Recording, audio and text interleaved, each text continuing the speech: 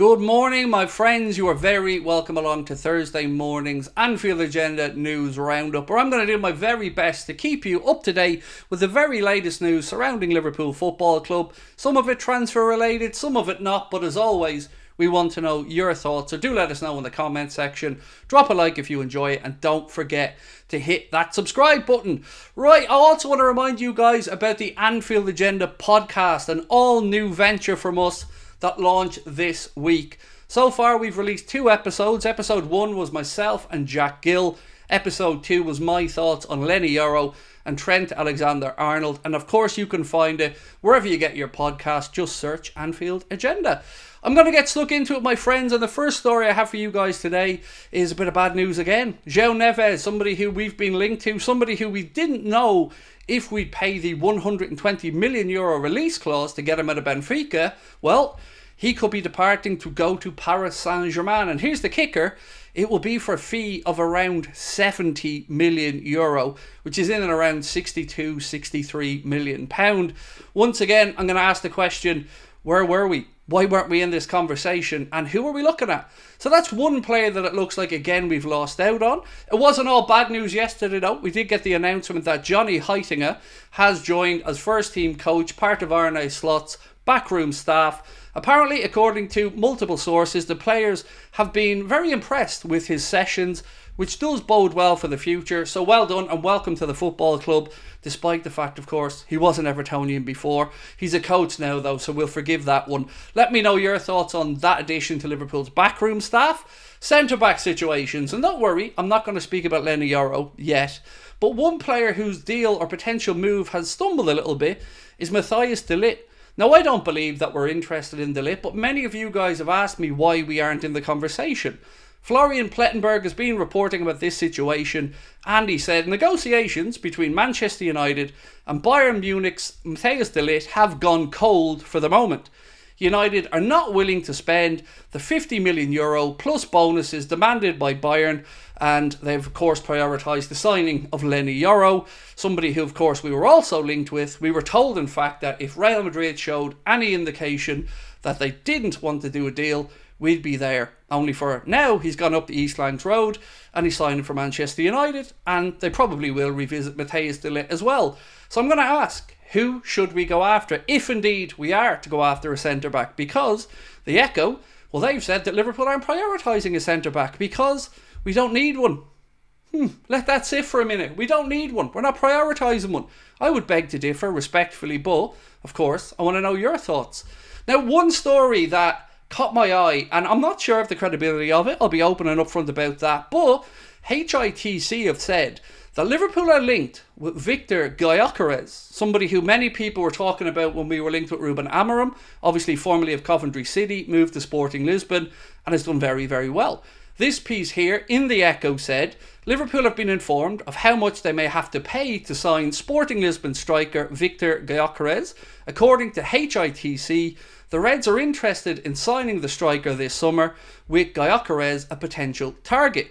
The report goes on to say that Sporting have lowered their initial price for the player, and that they did say that he had a release clause of about £85 million, but they would accept a lower offer. Now, as I'm saying, I'm not sure of how much credibility there is to this link, but if we do need a forward, we could certainly do a lot worse than looking at this man. I don't know what the situation is going to be with Darwin Núñez. Is there a potential ban for what happened over the Copa America? Truly, I don't know how that's going to unfold.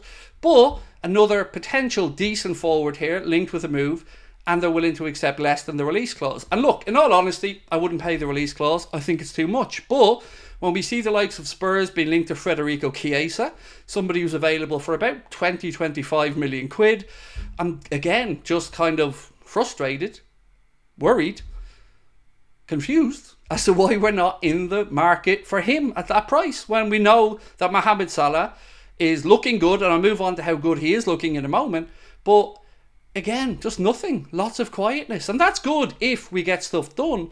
But as every day goes by and players who we've been linked to start to sign for other clubs, Liverpool fans are rightly frustrated. Now, speaking of players maybe joining other clubs, Trent AlexanderArnold.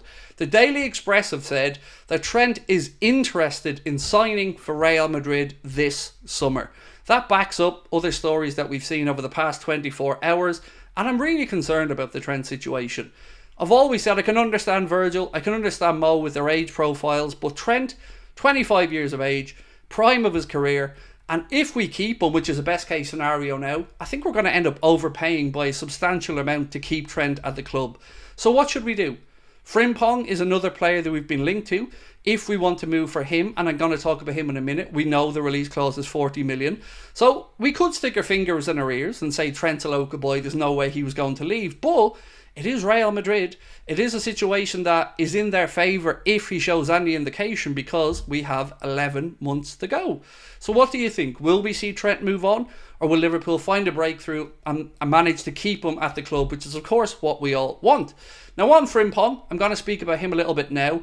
Bild are reporting that Jeremie Frimpong dreams of joining Liverpool, Real Madrid or Manchester City. However, none of these clubs as of yet have made a concrete approach for the player, which is really confusing considering the very, very low buyout clause of €40 million for a player who would add a lot to many teams in the Premier League. I don't think we have a need for him if Trent stays at the club. Of course, we've got Conor Bradley as well, but it will be a very, very good replacement if indeed we were to face the worst case scenario and lose Trent.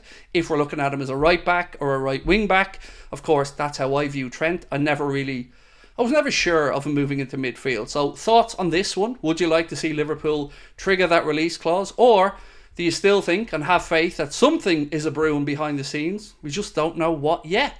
Good news though on a player who is at the club and has returned to pre-season training, that is Mohamed Salah. We all know that Mo is a physical specimen, but he showed up for pre-season, meaning business. This piece from James Pearce said Mohamed Salah returned to Liverpool in incredible shape and went to the top of the leaderboard in Arne Slot's punishing 6-minute race test. He knocked Sepp van den Berg off the top of the leaderboard, which is good news. Great to hear that Mohamed Salah is looking so well, sharp and ready to go. He is one of the few players that Arne Slot will get a full pre-season with. So I'm excited, and I hope he's able to keep up this form, take it into the season and show what he's capable of. But even at that, again, best case scenario, if we want to keep him, we're going to have to throw even more money at him because he's into the last year of his contract. So that is the latest as I know it, my friends. But of course, we want to know your thoughts. Let us know in the comment section, drop a like on the video, and don't forget to hit that subscribe button. Of course, I'd love you to check out our Clips channel as well, Anfield Agenda Clips. You can see the link in the description of the video or the QR code in the bottom corner of the screen. And the good news, tonight we will be back live at 8:45, again, taking your questions and giving you all the latest surrounding Liverpool Football Club. Until then, have yourselves a wonderful Thursday. Thank you for watching, and I'll catch up with you soon. Bye-bye.